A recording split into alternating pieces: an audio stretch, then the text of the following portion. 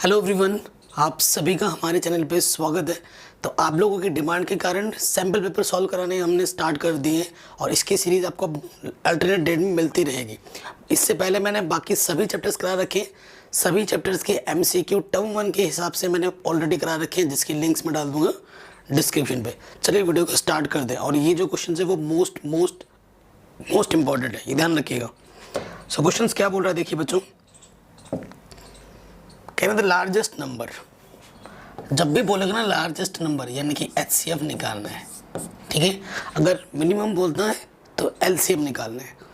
The largest number which divide 70 and 125 leaving remainder 5 and 8 respectively, ठीक है। मतलब हमें अकॉर्डिंग टू क्वेश्चन क्या निकालना है, HCF निकालना है इन दो नंबर का। देखो 70 कितना रिमाइंडर छोड़ता है 5, तो 5 माइनस कर दो। 125 रिमाइंडर छोड़ता है 8, तो 8 माइनस कर दो। यानी कि आपको HCF जो निकालना है 65 और 15 में से 8 गया 17, ठीक है। 117, 65 और 117 का आपको क्या निकालना है, HCF निकालना है, ठीक है। तो 65 को मैं लिख सकता हूँ 13 पंजे 65 और 117 को लिख सकता हूँ, देखो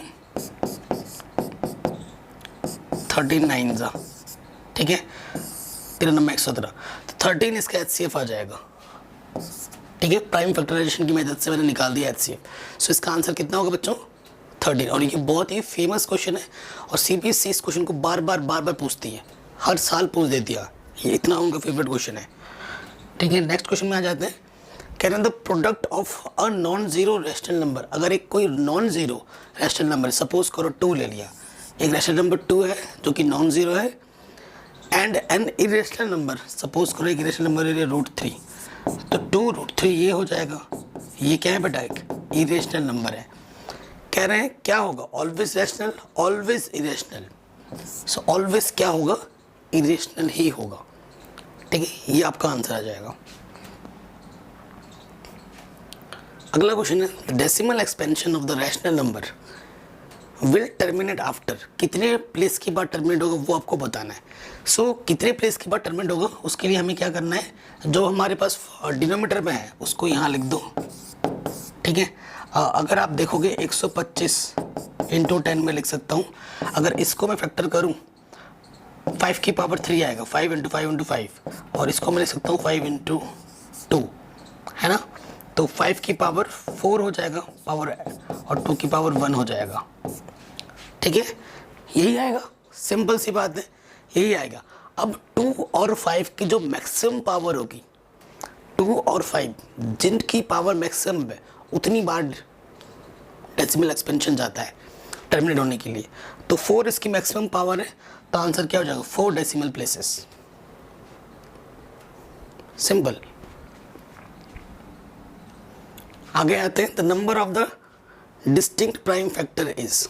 इसमें कितने डिस्टिंक्ट प्राइम फैक्टर्स हैं वो आपको बताना है। कितने प्राइम फैक्टर्स हैं इसमें, ठीक है। 3, 5, 7 + 7। तो देखिए कितने डिस्टिंक्ट प्राइम फैक्टर हैं। अगर आप देखेंगे 3 × 5 = 15, देखो यहाँ पर है 7 × 5 = 35 गुणा 3 + 7, ठीक है। 3 × 5 = 15, हासिल लगा 1, 3 × 3 = 9 और 1 = 10, तो ये आ जाएगा 112, ठीक है। अब इस 112 के कितने डिस्टिंक्ट प्राइम फैक्टर्स हैं वो आपको यहाँ से देखने को मिल जाएगा। इसका क्या करना है, प्राइम फैक्टर आप कर दो। 2 × 5 = 10, 2 × 6 = 12, 2 दूनी 4, 2 × 8 = 16, 2 × 1 = 2, 2 × 4 = 8। सही हो रहा है ना। 2 × 7 = 14, 7 × 1 = 7। ये जो नंबर था उसको पहले सिंप्लीफाई करना था और उसके बाद इसके अंदर कितने डिस्टिंक्ट प्राइम फैक्टर्स है वो बताना है। एक बार रीचेक कर लो। हाँ, तो देखो ये 2 था और 7 था, 1, 2, तो 2 डिस्टिंक्ट प्राइम फैक्टर्स हैं। या तो 2 है या फिर 7 था जो कि प्राइम नंबर है। तो 2 डिस्टिंक्ट प्राइम फैक्टर्स हैं इस नंबर के। पहले इसको सॉल्व किया फिर अपना आंसर बताया। कई बच्चे क्या करेंगे, सर यहाँ 3 है, यहाँ 5 है, यहाँ पर 7 है, 3 है। नहीं, पहले इसको सॉल्व करना है फिर उसको प्राइम फैक्टराइज करना है, फिर आपको पता लगेगा कि कितने डिस्टिंक्ट प्राइम फैक्टर हैं इसमें, ठीक। आगे बढ़ते हैं। कह रहे हैं the graph of the polynomial f x is equal to 2x minus 5 is a straight line. ठीक है, स्ट्रेट लाइन क्यों है? क्योंकि x की पावर 1 जब होगी, जब डिग्री 1 होती तो ऑलवेज स्ट्रेट लाइन होगी, चाहे आपके वेरिएबल्स 1 हो या 2 हो, स्ट्रेट लाइन होगी। विच intersect at x axis, intersect कर रहा है एक्स एक्सिस पर। अगर एक्स एक्सिस पर इंटरसेक्ट कर दे यानी कि वाई कोऑर्डिनेट आपका 0 होगा। एक्स एक्सिस के लिए क्या होता है बेटा? वाई कोऑर्डिनेट 0 होता है। तो दूसरा पॉइंट क्या होगा वो बताना है। ये चीज है ना, तो एफ एक्स को जनरली वाई बोला जाता है, एफ एक्स को जनरली वाई बोला जाता है। एक्स कोऑर्डिनेट पर है तो वाई कोऑर्डिनेट आपका क्या होता है? 0 होता है, तो यहाँ 0 ले लो। माइनस के 5 इधर के क्या हो जाएगा? प्लस के 5, और ये 2 मल्टीप्लाई में इधर के क्या हो जाएगा बेटा? डिवाइड में। सो एक्स की वैल्यू आ जाएगी 5/2 और वाई कोऑर्डिनेट हमारे क्या है? 0 है, तो 5/2, 0। ऑप्शन नंबर सी हमारा सही हो जाएगा बिल्कुल। कह रहे if the lines this and this are parallel, देखो पैरेलल की कंडीशन क्या होती है?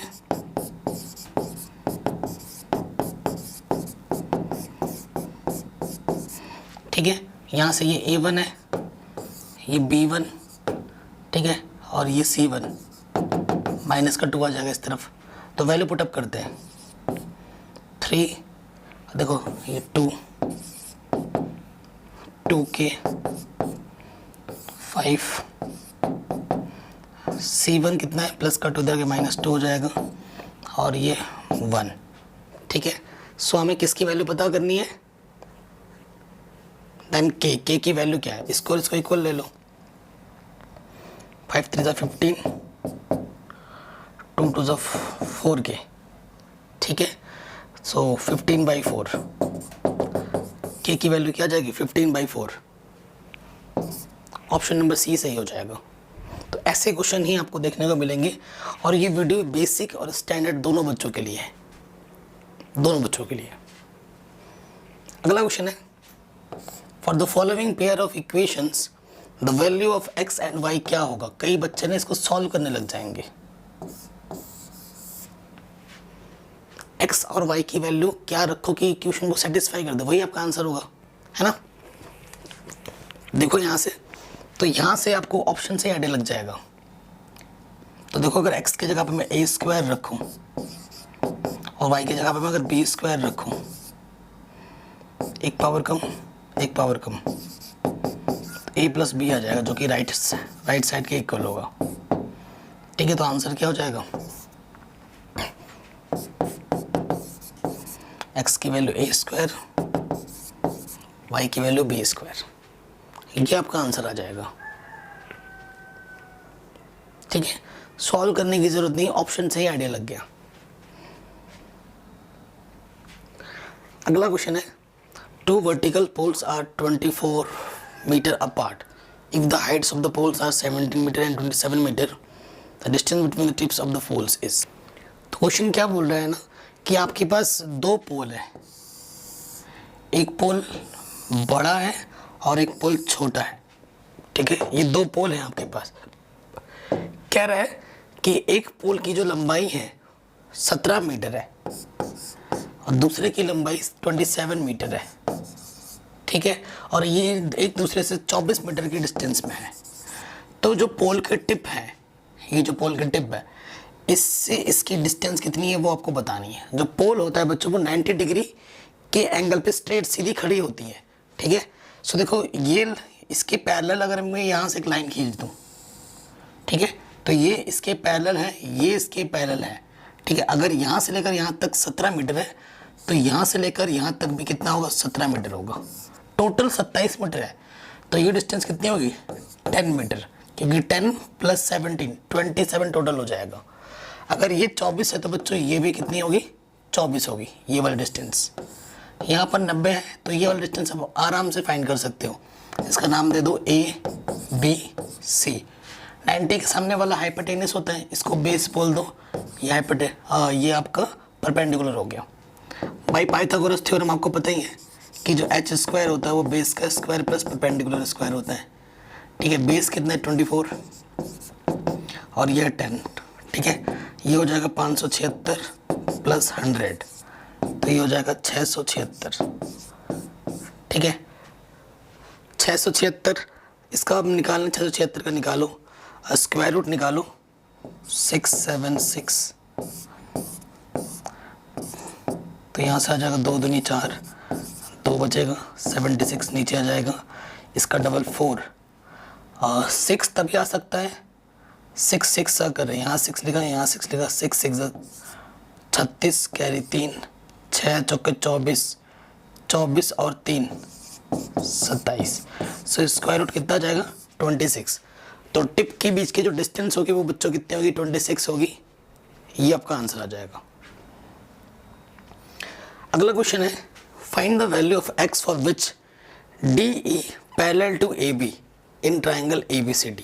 मतलब ये चैप्टर नंबर 6 का क्वेश्चन है। एक ट्राइंगल है आपका ABC, एक ट्राइंगल है मेरे पास ABC, ठीक है, जिसमें बोला गया है कि जो AB है वो DE के पैरेलल है। सॉरी, तो किस हिसाब से चीज़ें बनानी है, AB, ये जो AB है वो DE के पैरेलल है, ठीक है, AB DE के पैरेलल। बट इसमें थोड़ा सा कंफ्यूजिंग पार्ट ये हो सकता है ना कि D पॉइंट किस लाइन पर है, E पॉइंट किस लाइन पे, बोला नहीं गया है। ये चीज़ बोलना बहुत ज़रूरी है।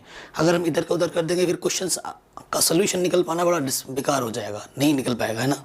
या तो फिगर आपको पूरा दे रहा है फिर तो बातें अलग ही होती हैं, वरना आपको मेंशन किया जाएगा कि जो D पॉइंट है वो AC पर होगा, वो जो E पॉइंट है वो BC पर होगा, ऐसा बताना ज़रूरी है।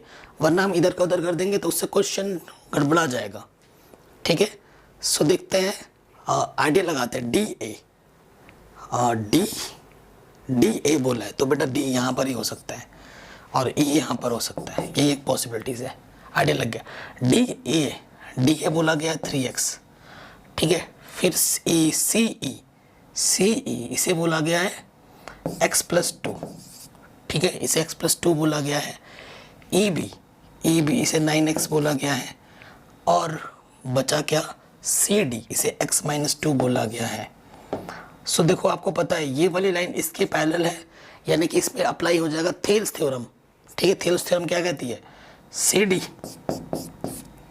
अपॉन DA किसके इक्वल होगा, CE अपॉन EB। अब वैल्यू पुटअप करो, देखो CD x-2 upon DA upon 3x, इधर CE यानी कि x+2 अपॉन में क्या है 9x, x से x कैंसिल, 3 3 जा मल्टीप्लाई कर दोगे, यहाँ से आ जाएगा 3x, 3 2 जा 6 और इधर आ जाएगा x+2, x माइनस हो जाएगा, यहाँ से आकर 2x, इधर 8 हो जाएगा, 2 4 जा। सो x की वैल्यू बच्चों कितनी आ जाएगी, 4 आ जाएगी। ऑप्शन नंबर डी हमारा बिल्कुल सही हो जाएगा, एकदम आसानी के साथ, ठीक है, कोई दिक्कत नहीं। आगे बढ़ते हैं, नेक्स्ट क्वेश्चन कह रहे हैं if the ratio of the altitudes of two similar triangle is 3/5 the ratio of the area is what. देखो अगर दो ट्राइंगल है और वो आपस में सिमिलर है, ये थ्योरम है 6.6 थ्योरम से बेस्ड क्वेश्चन आपके एनसीईआरटी का, ठीक है। अगर आपके दो ट्राइंगल सिमिलर है तो उनके सारे साइड के रेशियो इक्वल होंगे, इवन उसके मीडियन बोल दिया जाए, अल्टीट्यूड बोल दिया, कुछ भी बोला जाए, उसके करस्पॉन्डिंग जो भी लिया जाएगा उन सभी के रेशियो भी आपस में इक्वल होते हैं। इवन उसका जो पेरीमीटर का रेशियो होता है वो भी आपस में इक्वल होता है, ये तो आपको पता ही होगा, इस पर बेस्ड क्वेश्चन भी आ सकता है। तो इसी कॉन्सेप्ट का यूज़ कर, और आपको पता है जब दो ट्राइंगल आपस में सिमिलर हैं तो उनके एरियाज का जो रेशियो होता है उनके करस्पॉन्डिंग लेंथ के रेशियो के स्क्वायर के इक्वल होता है। ये आपका 6.6 थ्योरम है। मैं हमेशा कहता हूँ आपके एमसीक्यू सारे बन जाएंगे अगर आपने चैप्टर्स को ढंग से रीड किया हुआ, अगर आपने एनसीईआरटी ढंग से पढ़ लिया ना प्रॉपर वे में, तो ये सारे क्वेश्चन चुटकियों में होंगे। मैं बार बार कह चुका हूँ आपको, ठीक है। तो जो एरियाज का रेशियो होगा वो जो साइड का रेशियो दे रखा है ना उसका बस स्क्वायर कर दो, दैट्स इट। तो 9/25 हो जाएगा। ऑप्शन नंबर सी सही हो जाएगा। That's it, simple. अगला क्वेश्चन है, कह रहे हैं a line intersect the y axis and the x axis at point P and Q respectively. ठीक है, देखो वाई एक्सिस के लिए बोला गया है, ये ध्यान रखना। अगर वाई एक्सिस के लिए बोला जा रहा है तो एक्स कोऑर्डिनेट 0 है, और वह एक्स एक्सिस के लिए बोला जा रहा है तो वाई कोऑर्डिनेट 0 है। यानी कि जो पी पॉइंट लिया जा रहा है, पी पॉइंट में आपका एक्स कोऑर्डिनेट 0 होगा, ठीक है, और क्यू पॉइंट में आपका वाई कोऑर्डिनेट 0 होगा।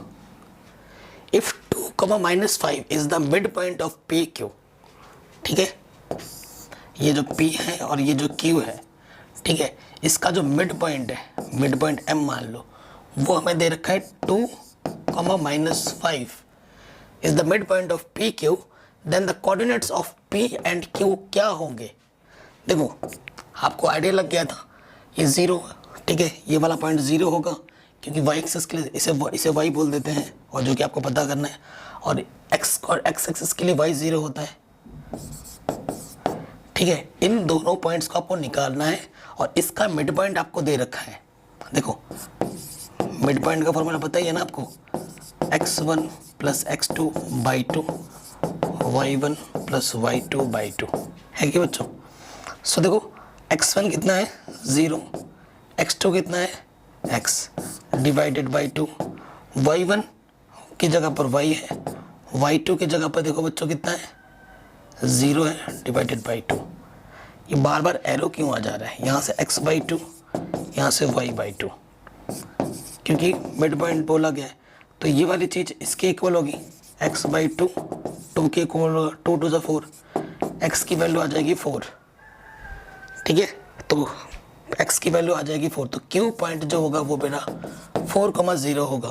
कहीं 4,0 दिख रहा है सर, यहाँ दिख गया 4,0, एक से सॉल्व कर लिया, आंसर पता लग गया, क्योंकि 4,0 और कहीं नहीं दिख रहा, यानी कि उसी के साथ दूसरा वाला आंसर करेक्ट होगा, डी ऑप्शन करेक्ट होगा।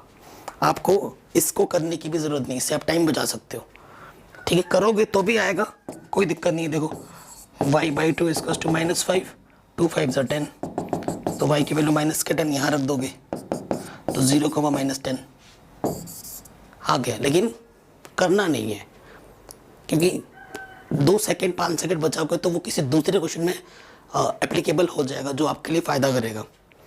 समय का यहाँ पर बहुत बड़ा इंपॉर्टेंस रोल है, क्योंकि 1.5 घंटे का समय है, 50 MCQs आपको करने हैं।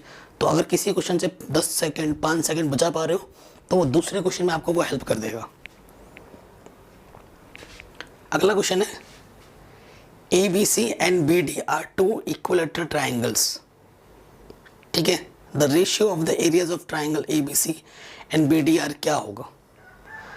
कह रहे हैं 2 इक्विलेटरल ट्राइंगल्स हैं, ABC and BD। Equilateral triangle आप जानते हैं ना, जिनकी तीनों साइड्स इक्वल होती हैं। देखिए एक ट्राइंगल ये है, एक ट्राइंगल ये है, ठीक है, पहला वाला है ABC, ABC तीनों साइड्स इक्वल हैं, और दूसरा है BDE, ये भी तीनों साइड इसके इक्वल है, ठीक है। हमसे क्या बोला गया है, इसमें क्या है ना बच्चों, इसमें क्या है कि ये तीनों side BDE BD = DE = BE, ये तीनों साइड आपस में इक्वल होंगे, और यहाँ पर AB = BC = CE, AB BC CA, ये तीनों इक्वल होंगे, ठीक है। अब ये चीज़ है, अब ये दोनों इक्विलेटरल ट्रायंगल बोले हैं तो ये आपस में सिमिलर होंगे, क्योंकि दोनों ट्रायंगल इक्विलेटरल हैं तो आपस में सिमिलर ज़रूर होंगे। अब जब दोनों ट्रायंगल आपस में सिमिलर है तो उनके करस्पॉन्डिंग लेंथ के रेशियो का स्क्वायर किसके इक्वल होता है, उनके एरियाज़ के रेशियो के इक्वल होता है। ये आपने पढ़ रखा है, 6.6 थ्योरम का एक शानदार क्वेश्चन है। अब आप देखिए BD और BC की बात हो रही है, BD और BC, ये BC है, हाँ, और ये BD है, कोई दिक्कत नहीं है क्योंकि ये तीनों साइड आपस में इक्वल है, एक ही बात करेगा। तुम BD की जगह पर तुम DE भी रख सकते हो, ठीक है, तुम बी डी की जगह पर डी ई भी रख सकते हो क्योंकि तीनों साइड आपस में इक्वल है। और यहाँ पर बी सी है, ठीक है, इंटू 2/3 है। तो ये बी सी देखो, किसका रेशियो निकालना है, पहले ए बी सी चाहिए, A B C and B D. तो देखो 3 डिवाइड में इधर मल्टीप्लाई में आ जाएगा, ये यहाँ आ जाएगा B C upon D E, ठीक है, ये आ गया। तो इसका अगर एरिया का रेशियो निकालना है, A B C upon ratio का मतलब डिवाइड बी डी ई, तो मेरे से क्या करना है, B C upon D E का स्क्वायर कर देना है ना, करस्पॉन्डिंग साइड का रेशियो का स्क्वायर हो जाता है। तो ये कितना है 3/2, स्क्वायर कर दोगे तो आ जाएगा 9/4, 9/4। ऑप्शन नंबर डी सही हो जाएगा। ठीक है बच्चों, ऑप्शन नंबर डी आपका करेक्ट हो जाएगा। आगे बढ़ते हैं। कह रहे height of the mountains is find out using the idea of indirect measurement which is based on. जो माउंटेन्स होते हैं, पहाड़ होते हैं, उनकी हाइट को हम किस मेथड के द्वारा हम फाइंड करते हैं, ठीक है, क्योंकि इंची टेप लेके तो चढ़ नहीं सकते, ऐसे ऐसे करके माप तो नहीं सकते, पहाड़ कितने ही बड़े होते हैं। तो उसको किस मेथड के द्वारा मापा जाता है वो हमसे पूछ रहा है।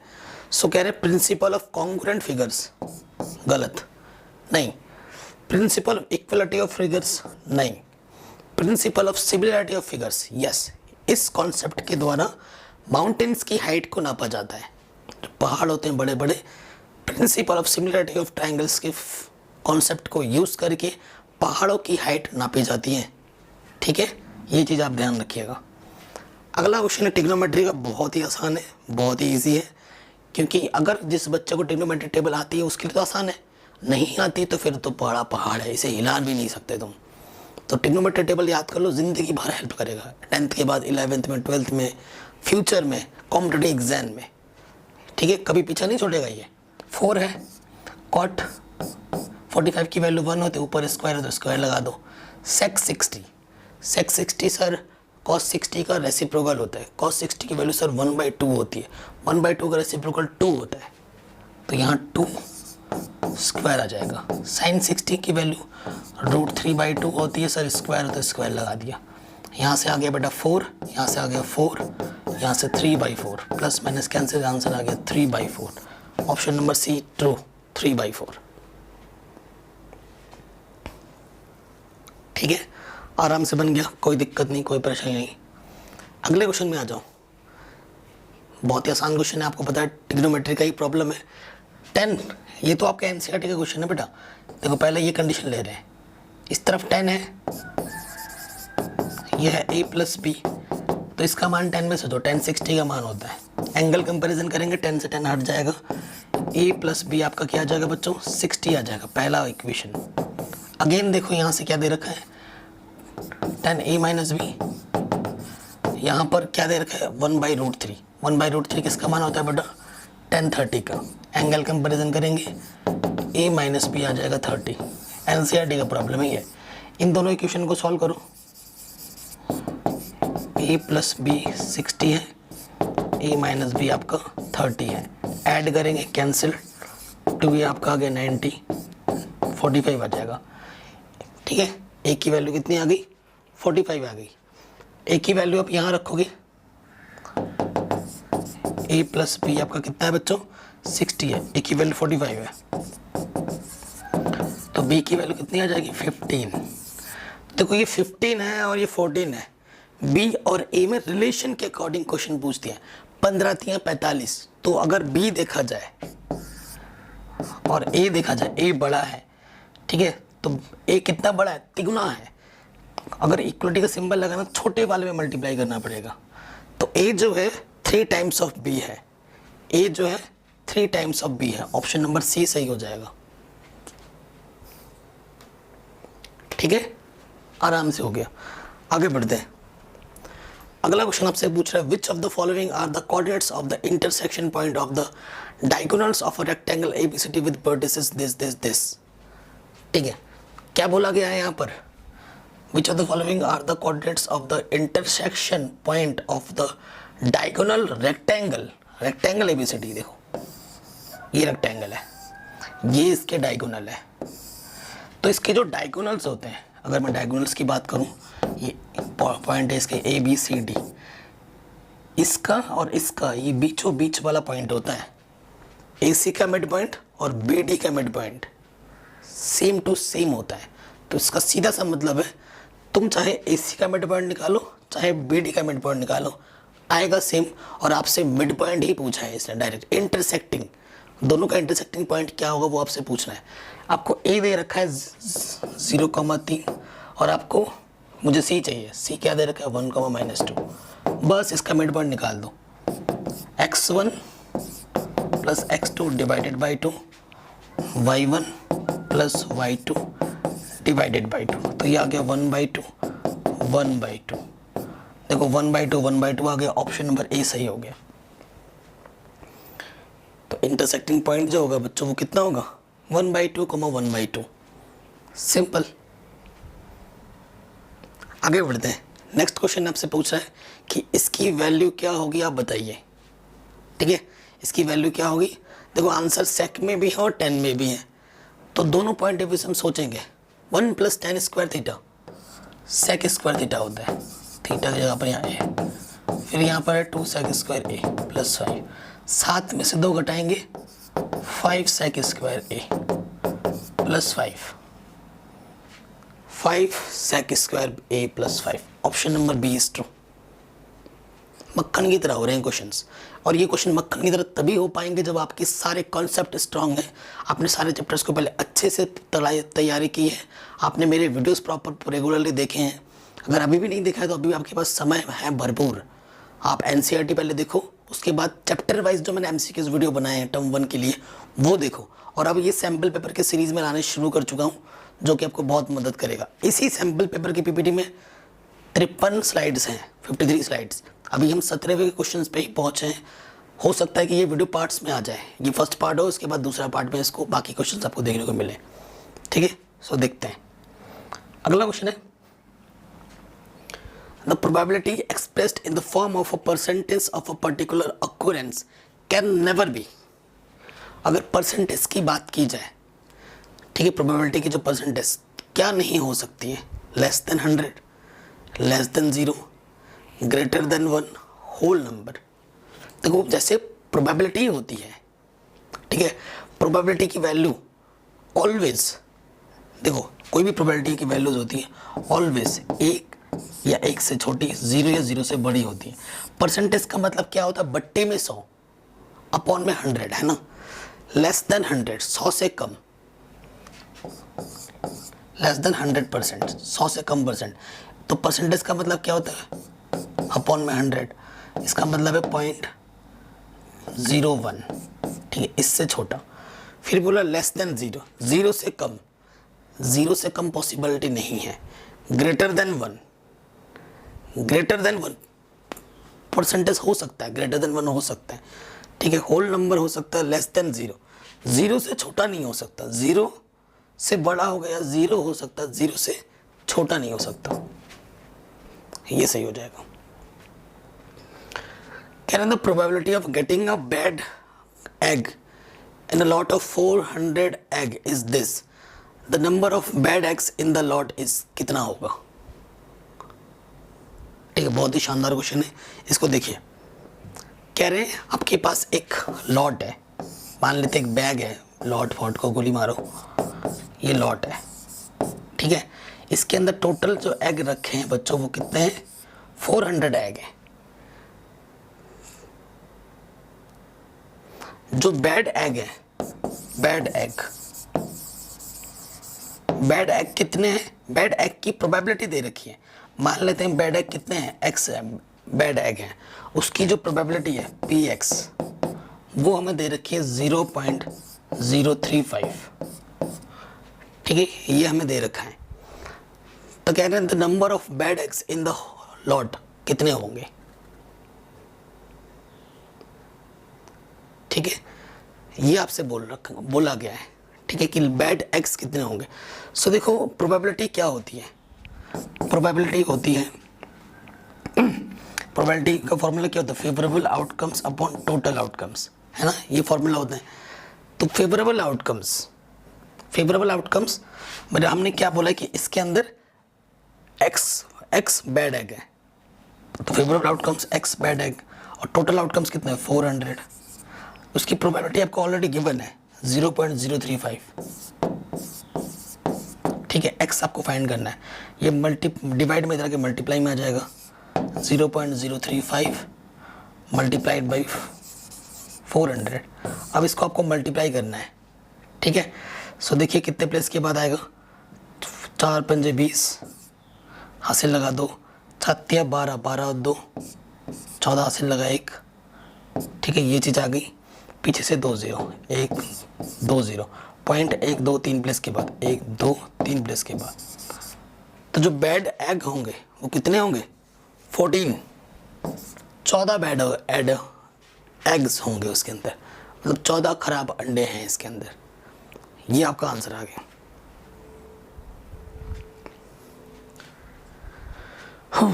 अगला क्वेश्चन है, if the area of the circle is numerically equal to the twice of its circumference then the diameter of the circle is what. ठीक है, एक सर्कल है, ठीक है, मान लेते हैं इसकी जो रेडियस है वो r है, ठीक है। क्या बोला जा रहा है कि एरिया ऑफ द सर्कल जो है वो न्यूमेरिकली इक्वल है twice of its circumference, area क्या होता है बेटा, फॉर्मूला 2πr², और इसका क्या होता है 2πr, पाई से बेटा पाई कट गया, ठीक है, और यहाँ r² था, एक r कट गया, तो r की वैल्यू 4 आ गई। तो आपको डायमीटर निकालना है विच मीन्स 2r, r की वैल्यू 4 विच मीन्स 8 यूनिट आएगी डायमीटर। ऑप्शन नंबर सी आपका सही हो गया, आराम से बन गया, कोई दिक्कत नहीं, कोई परेशानी नहीं। नेक्स्ट क्वेश्चन में आते हैं। करें इफ 2 नंबर P और Q आपको दे रखे हैं तो उसका एलसीएम बताओ कि बेटा कितना होगा एलसीएम। P दे रखा है देखो आपको AB स्क्वायर, और Q दे रखा है आपको A² B²। आपको एलसीएम निकालना है। अगर सेम टाइप के नंबर है ना तो A की मैक्सिमम पावर लेनी है, यहाँ 2 है यहाँ A है, तो A की मैक्सिमम पावर 2, B की maximum power 2, so answer is A² B²। Option number B is correct. अगर इसी क्वेश्चन का आपसे HCF पूछता तो आप ए और इस जो भी आइटम है इनके बीच की जो दोनों में है उसकी मिनिमम पावर लेते हैं, ठीक है, उसकी क्या लेते हैं मिनिमम पावर, तो AB² इसका HCF होता अगर पूछता तो। ये लिखते हैं आप। अगले क्वेश्चन में आ जाओ। The rational number for which the decimal expansion is terminating numbers कौन होते हैं, जिसका जो फ्रैक्शन में पार्ट है, जो डिनोमिनेटर का पार्ट है, उसका अगर आप फैक्टराइज करते हो 2 की पावर m फॉर्म में आ जाए, 5 की पावर n फॉर्म में आ जाए, या 2 × 5 की पावर फॉर्म में आ जाए तो वो टर्मिनेटिंग होते हैं। इसके अलावा टर्मिनेटिंग नहीं होते हैं, आपको पता है, और ये NCERT का एक्सरसाइज 1.4 का क्वेश्चन है, से रिलेट करता है, ठीक है। तो क्या बोला टर्मिनेटिंग कौन सा होगा, सो आपको क्लियरली दिख रहा है 50 को तुम लिख सकते हो 5 × 10 विच मीन्स 5 × 2 विच इज़ 5² × 2, ये है 5 की पावर m × 2 की पावर n फॉर्म में, सो ये बेटा टर्मिनेटिंग होगा। बाकी आपके टर्मिनेटिंग नहीं है क्योंकि उसमें 2 और 5 के अलावा कुछ अदर्स नंबर भी आ रहे होंगे, जिसमें इसमें 3 आ रहा होगा, इसमें 7 आ रहा होगा, और वो आपको यहाँ 3 तो दिख ही रहा है, तो ये टर्मिनेटिंग नहीं है, ये नॉन टर्मिनेटिंग नंबर्स हैं। जो नंबर इस फॉर्म में होता है बच्चों वो आपके टर्मिनेटिंग फॉर्म में आ जाते हैं, ठीक है। अगर आपको बेहतर नॉलेज लेना है, बेहतर आइडिया लेना है, तो आप NCERT एक्सरसाइज मेरा 1.4 देख लीजिए, आपको पता लग जाएगा, डिस्क्रिप्शन में मैं लिंक दे दूंगा। अगला क्वेश्चन है, the decimal expansion of pi is, pi का डेसिमल एक्सपेंशन कैसा होता है। अगर सिर्फ पाई बोला गया है आपको तो पाई एक इरेशनल नंबर है। पाई कैसा नंबर है, इरेशनल। अगर 22/7 बोला तब वो देखो वो चीज़ नहीं है, पाई एक इरेशनल नंबर है। और इरेशनल नंबर कैसे होते हैं, इरेशनल नंबर होते हैं नॉन टर्मिनेटिंग, नॉन रिपीटिंग, ठीक है। So non terminating and non recurring, ये पहला ऑप्शन करेक्ट हो जाएगा, ठीक है, ये सही हो जाएगा। अगला क्वेश्चन है, if the zeros of the polynomial 2 and -3, तो a और b की वैल्यू क्या है, ठीक है, जीरोस क्या होता है, पर्टिकुलर एक्स की जगह पर अगर आप उस वैल्यू को रखते हो तो उस पूरे इक्वेशन को उससे क्या बना देता है, जीरो बनाता है, पूरे पोलिनोमियल को वो जीरो कर देता है, इक्वेशन बोल रहा हूँ। सो अगर इसको मैं पी एक्स से प्रेजेंट करूँ इस पूरे पोलिनोमियल को, ठीक है, तो देखो पहले वाले पार्ट पे आ जाओ, क्योंकि 2 इसका ज़ीरो है, एक्स की जगह पे 2 रखो, 2 का square a plus 1 A plus 1 2 plus B, तो ये चीज़ किसके इक्वल होगी, ज़ीरो के इक्वल होगी, विच मीन्स अंदर मल्टीप्लाई करेंगे तो 2a plus 2 plus b plus 4 is equal to 0, यानी कि 2a प्लस b, 6 प्लस के इधर के क्या हो गया, माइनस के 6। इक्वेशन नंबर a मान लेते, अगेन दूसरे कंडीशन में आ जाओ, 3 रखना है, x की जगह पे माइनस का 3, तो माइनस 3 का स्क्वायर विच इज़ 9, और यहाँ से आ जाएगा a प्लस 1 माइनस के 3 प्लस b, इस ये भी इक्वल टू 0 हो जाएगा, यानी कि माइनस के 3 प्लस b प्लस के 9 इक्वल टू 0, माइनस के 3a प्लस b, 9 में से 3 घटाएंगे तो ये आ जाएगा 6, है ना, प्लस के 6, तो प्लस के 6 उधर जाके क्या हो जाएगा बेटा, माइनस के 6, ठीक है, ये इक्वेशन नंबर सेकंड आ गया।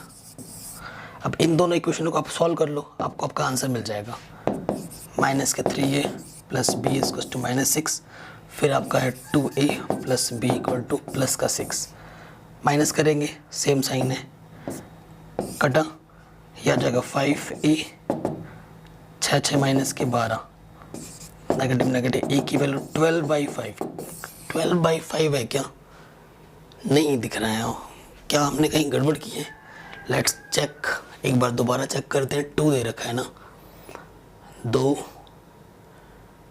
सही किया हमने, यहाँ से 2a प्लस 2, यहाँ से b 2 दूनी 4, ठीक है, 2a प्लस b, हाँ 4 और 2 6 प्लस का 6 हो जाके माइनस का 6 हो गया, ठीक है, माइनस का 6 2 हो गया, ओके,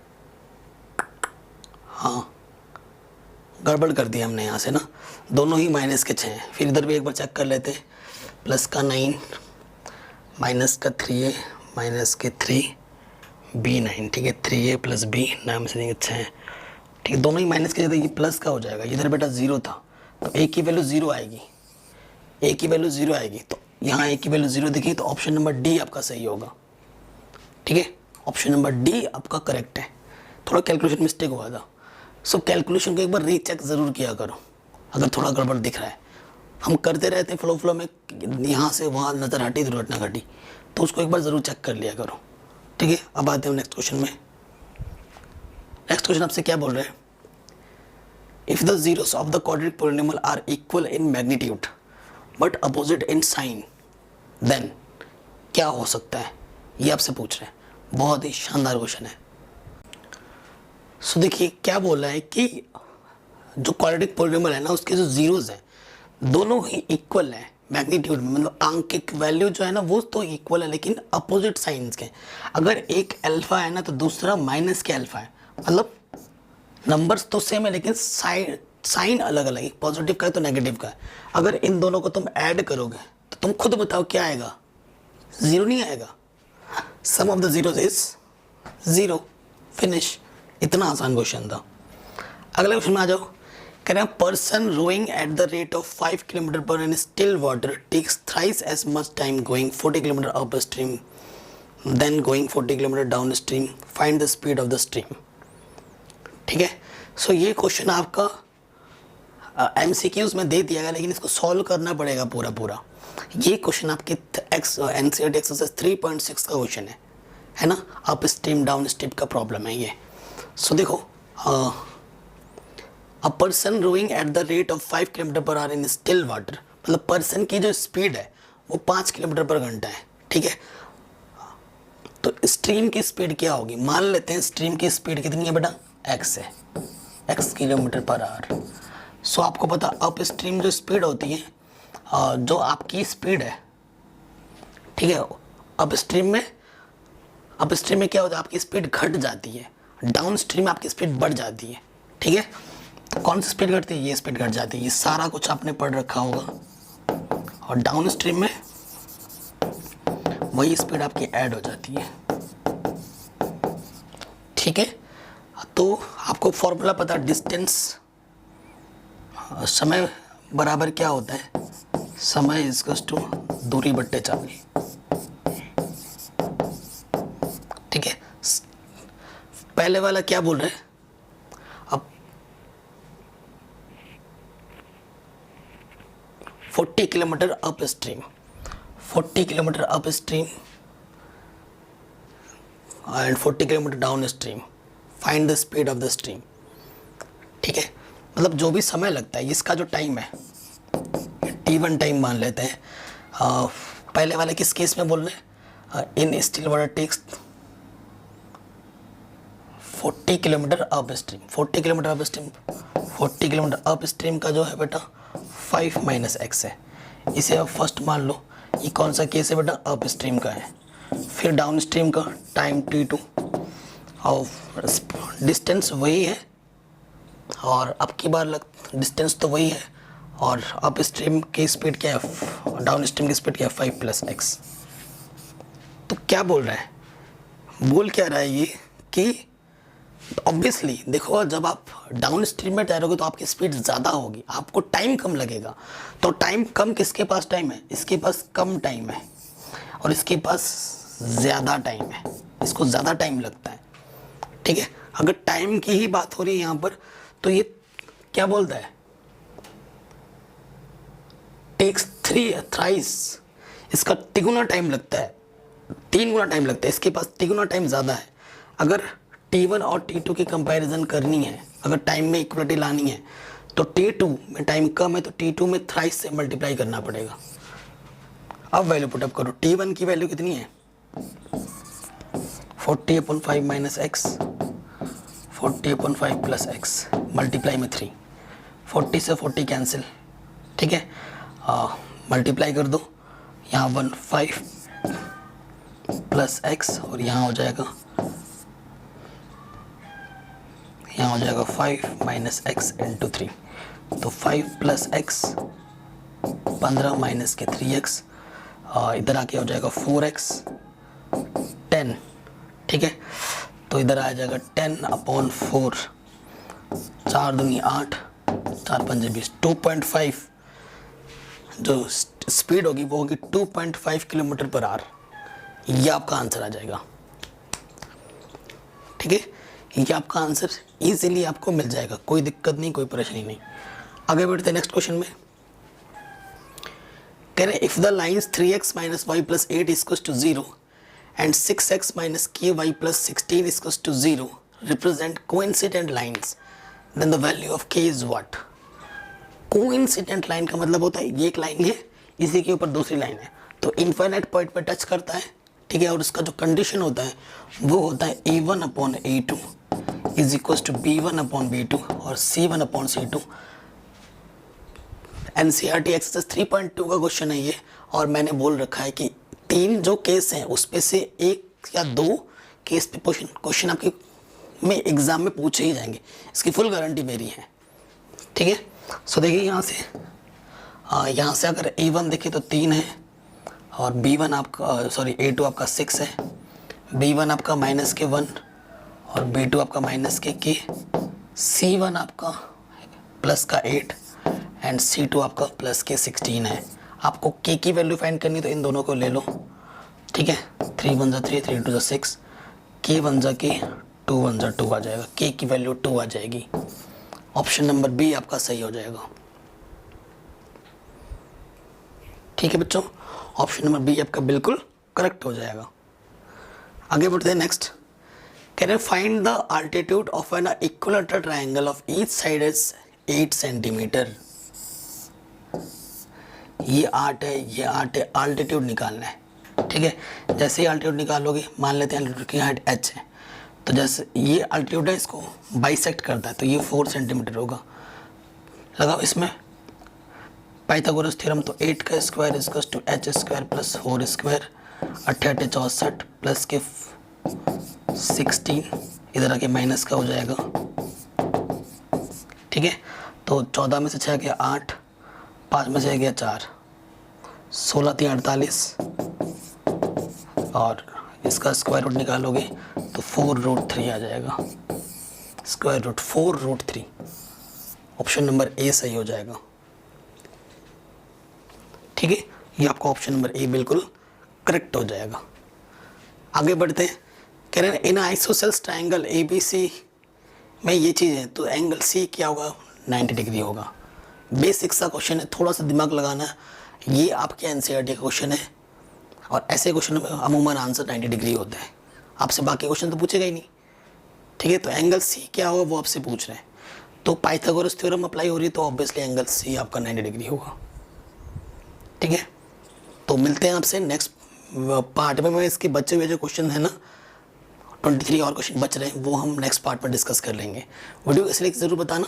और सबसे पहले मैं ये चाहता हूँ कि जो डिस्क्रिप्शन में मैंने जितने भी इंपॉर्टेंट वीडियोस की बना रखे हैं टर्म 1 के लिए, उसको आप अच्छे से प्रिपेयर करो, मज़ा आ जाएगा।